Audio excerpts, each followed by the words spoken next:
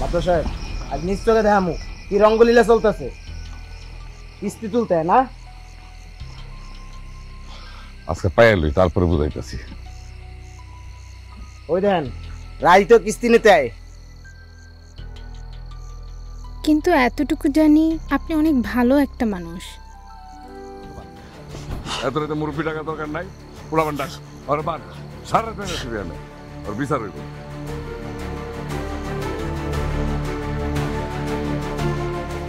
হ্যাঁ বাদ ঠিক করে শক্ত করে বাদ। এদিকে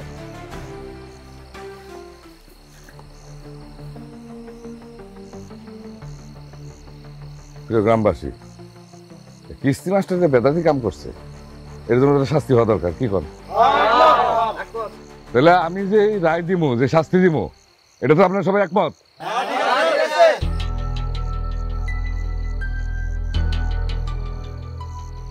আমার শাস্তি হলো এই কিস্তি মাস্টার যে অপরাধ করছে এই অপরাধ ক্ষমার অযোগ্য।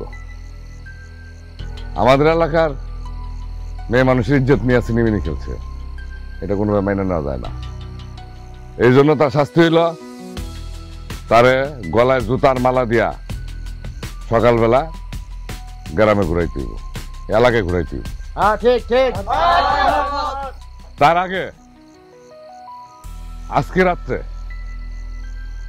তারে 100 বার কান ধইরা উঠবস করতে হইব। কি বলেন আপনারা? এই গেল কিস্তি মাস্টারের বিচার। এখন আসেন আমাদের এলাকার মেয়ে আয়শার ব্যাপারে। আয়শার যদি আমরা ঠিক মতো শাস্তি না দিই তাহলে এলাকার যত মা বোন বউ আছে তারাও ভবিষ্যতে এরকম ঘটনা ঘটাইতে পারে। কি করেন আপনারা?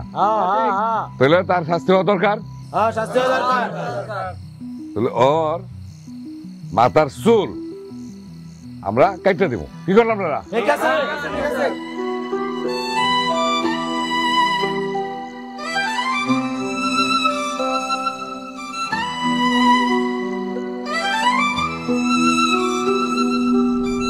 জানেন আপনারা, আমার একটা কথা বলার আছে।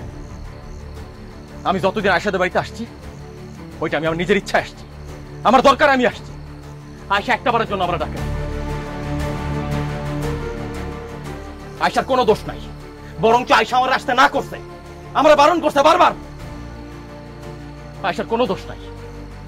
আপনারা এতগুলা মানুষ এখানে আছেন, আপনাদের সবার সামনে যদি একটা মেয়ের বিনা অপরাধে অপরাধী করা হয়, তার সম্মান নষ্ট করা হয়, তাহলে এটা কেমন বিচার? আজকে যদি আয়শার সাথে এটা হয় তাহলে কালকে আপনার বোনের সাথে এটা হইব, আপনার মেয়ের সাথে এটা হইব। এটা হইতে দেয় না। আয়শার কোনো দোষ নাই, কোনো দোষ নাই আয়শার, সব দোষ আমার। আপনাদের যা শাস্তি দেয়ার ওইটা আপনারা আমার দেন।